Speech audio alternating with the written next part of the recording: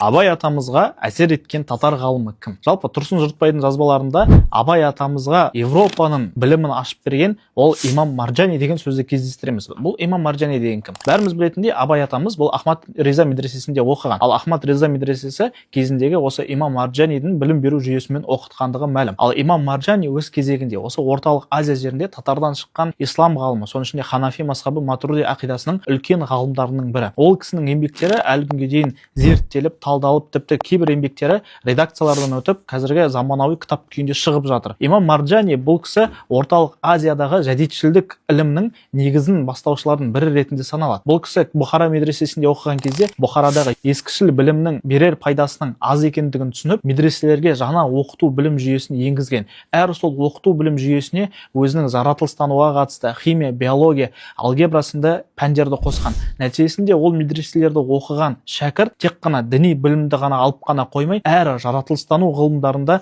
меңгеріп шығатын болған.